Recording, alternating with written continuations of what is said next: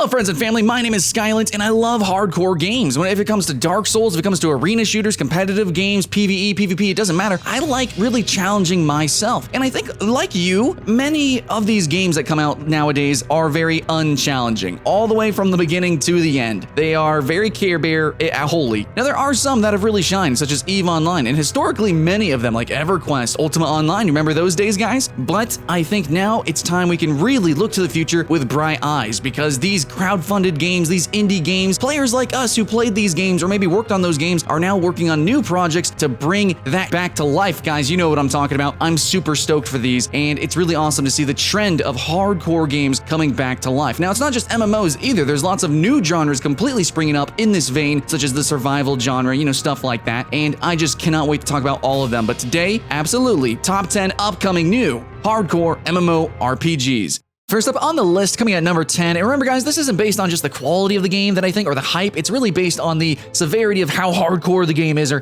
how hard it is actually to get into the game. So Camelot Unchained should be relatively easy to get into. I mean, it's still a giant guild versus guild massivity Zergfest type of MMORPG, where you're really focusing on the actual PvP, on the actual conquering. But the thing why it's actually lower on the list is the individual punishments, the severity of the punishments is actually not that big. You know, it's not full loot PvP. So normally, actually, every other one on this list should have, you know, either full loot or some sort of looting from PvP. This game isn't quite going to have that. Now, there is really just going to be kind of rewards for PvP, and it's really going to focus on that guild PvP. And the fact that it even just completely focuses on PvP greatly is kind of a moniker of hardcore games, but you do have to join a guild. You are going to have to really absorb yourself into these communities, into these faction fights, and there you'll find your rewards. Otherwise, it's going to be really decimating to you, which is why it deserves a spot on this list, but it is actually very friendly to get into and not too severe of punishments, which is why it's so low.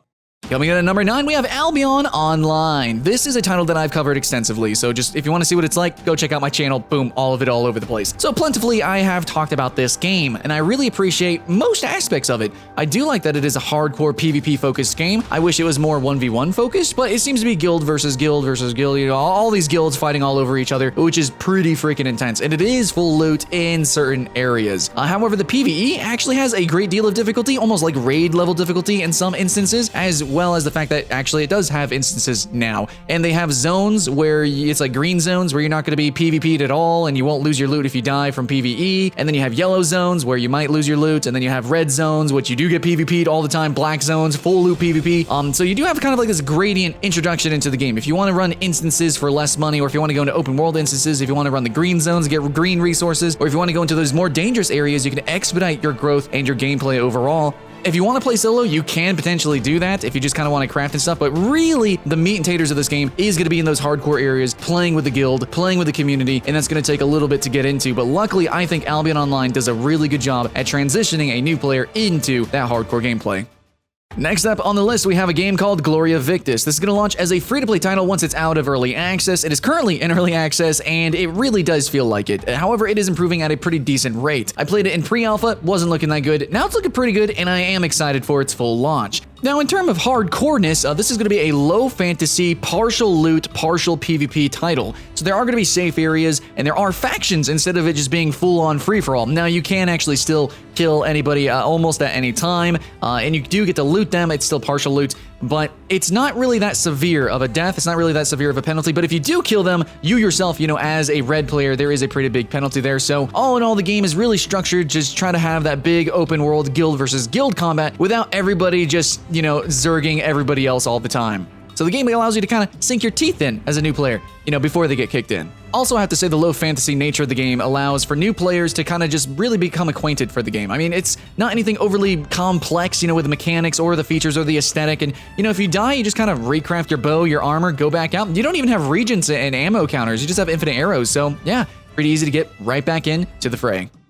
Coming out next, we got a weird one with a weird excuse why it's on the list, and that's going to be Ashes of Creation. And I already know, and you know, that this is kind of being billed and advertised and commercialized and published and wholly celebrated as a anti-cookie cutter MMO. And actually, in that way, it's also kind of very anti-cookie cutter hardcore, if that makes sense. See, the hardcoreness of Ashes of Creation isn't really put on the weight of an individual. I don't think that, well, we really don't know too much about the game, but I don't think that it's going to really be based on penalties or punishment for an individual character, but really more about the rewards, the goals that you can accomplish, the things, the loots that you can have potentially, and the adventures that you might undertake, the opportunities that might be given to you or might not be given to you or might be taken away. See, Ashes of Creation has its penalty system seemingly really focused on not just an individual, but almost the culture, the community, the world as a whole, with its node system and its sort of evolution or the city growth system and mechanics. See, as you and your guild and your community actually grows, then the monsters become more fierce and aggressive. That opens up more opportunities, and you also get pure benefits from your cities, but through PvP or maybe through the ever-aggressing PvE, you might lose those things. So in most hardcore games, sometimes you're just gonna have downtime. But it looks like Ashes of Creation is going about that a bit differently. So next up on the list, we have a game called Dark and Light, and this is a new game, I promise you, upcoming. It just is kind of a remake of an older game, but a remake in the sense I think that it's actually like almost a totally different game. So Dark and Light, what it reminds me of is really Ark Survival Evolved, but if it was a fantasy setting and also an MMO. But it actually, like, if I'm just looking at the UI and things, reminds me a lot of Ark, okay?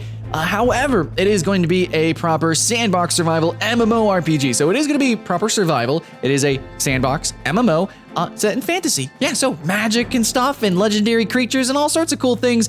And it's going to have faction-based gameplay. So I don't think it's quite free-for-all either. So there's definitely some differences between Ark Survival Evolved as well aesthetically and mechanically. But overall, it still focuses on PvP, on looting, and on hardcore survival in a sandbox MMORPG setting.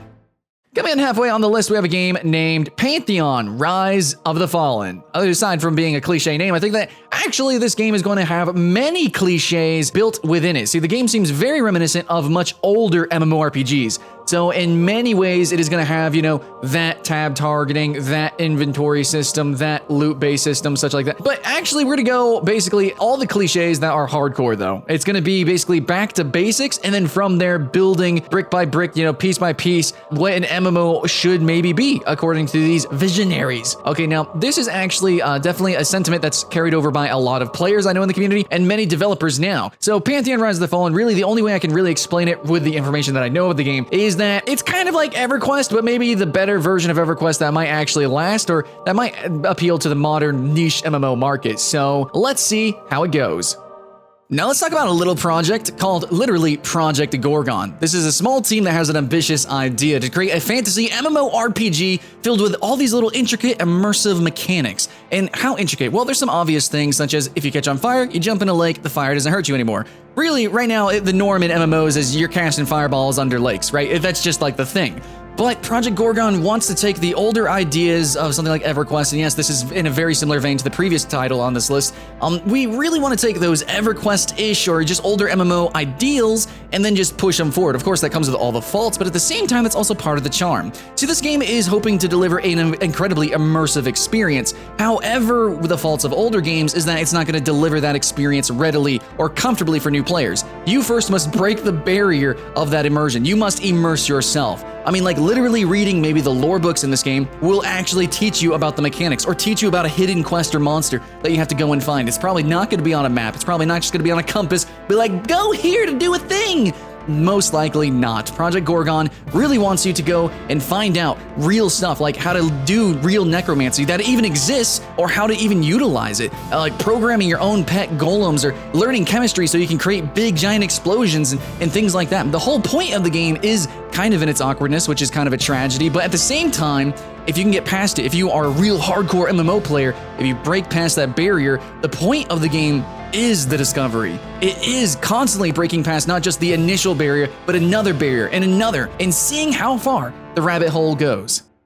Number 3 on the list is going to be a game called Legends of Aria. Now, this used to be known as a different name like Shards Online, but whatever, it's called Legends of Aria now. This is going to harken back to really kind of the roots of MMO history with Ultima Online here, and I think those who have played UO back in the day, and even those who didn't, okay, I think everybody is really hungry for a game like this, or just most on this list, honestly. But we really want sort of like this sandboxy, you know, hardcore full loot sort of gameplay with skill-based leveling, yeah, and most games on this list are just that. But Legends of Aria is going to be a little bit more unique because the twist here is that you will actually be able to run your own servers. So I can see this being just as big and explosive as stuff like the Roblox MMO servers or the Minecraft MMO servers, which are very legitimate themselves and have a great deal of difficulty and hardcoreness to them. No, really, guys, you should play them sometimes. But Legends of Aria already at its core is going to be hardcore, right? You got the Catacombs PvE and you got the crazy intricate leveling that you really build your own character. There is going to be boss battles. There is going to actually be quests and story strewn throughout the world, but then you still have your moddability of your world. You still have the customization. So all these different servers are going to be wholly unique and have their own story to tell, right? And of course, you as a player, as a character, don't know if you guys ever tried UO Online or maybe a similar game, but you as a player have so much power in these communities, and when they are fractioned off like this, normally it's a bad thing. But with Legends of Aria, with this twist, I can only imagine the tales that will be told. Coming in at number 2, holy cow, we have one of the most hardcore games. Even for people who are veterans of MMORPGs, will find this game to be just a little bit intense, okay? Darkfall, Rise of Aegon / New Dawn. New Dawn isn't out yet. Rise of Aegon just literally a couple days ago came out, so I'm going to be pulling the footage and my experience from my gameplay with Rise of Aegon. Now, Darkfall is a physics-based FPS MMORPG thing. It's weird, it's crazy. It actually has a lot of like things that remind me of arena shooters with like rocket jumping kind of. Okay, it's not rockets, but you get it. Bunny hopping, you know, stuff like that. And it is FPS gameplay and it's pretty fast paced. Of course, you have the usual kind of, if you can even call it usual, the sandbox, you know, sieges. You actually have naval warfare, which is also pretty interesting as well. But there's a whole lot of intricacies with Darkfall's like minute physics and gameplay that make it really, really hardcore. Of course, full loot PvP, no factions, so free for all PvP as well, guilds versus guilds taking over different territories.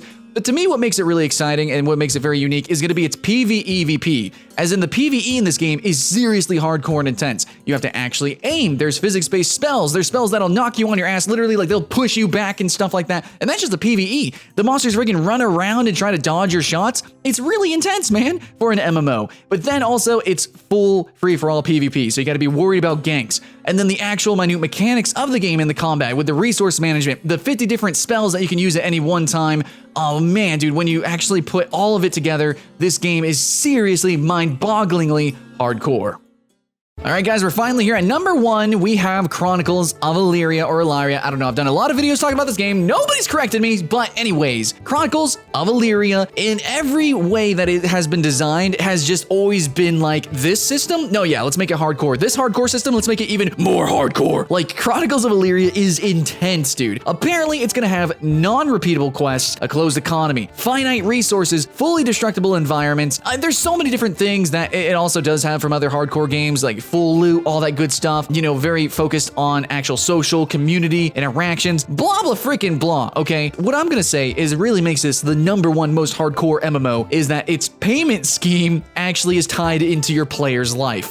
You have to pay, just like arcade games, per life, okay? So these other games, you know, you might have a sub fee, might be free to play, it might actually just be a boxed copy, but for a game to completely penalize you like that with monetization, if you die, yo, you're gonna have to buy a new life. That's no joke, friends. Do you remember the old days of old arcade games and how bleedingly difficult those were? Oh, baby, we got an MMO like that. Now, people are gonna take their lives very seriously. They're gonna take this game very seriously. The risk, the reward, it's actually gonna mean something here. But yeah, then all of that on top of all the other hardcore stuffs that this game has to offer, mix matching mechanics and ideas from other games with an extra drizzle of hardcore. Yeah, I think this is probably gonna be one of the most real MMORPGs we've ever played, friends.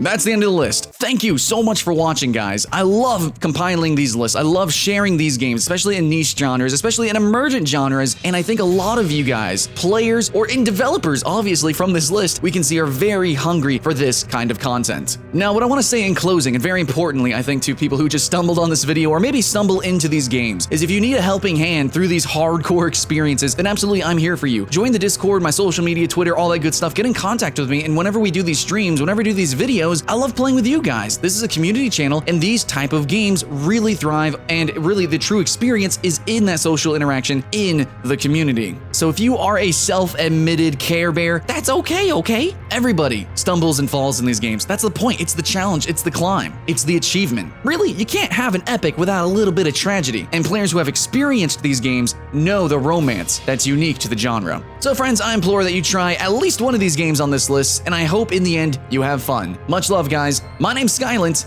and I'll see you in the next one.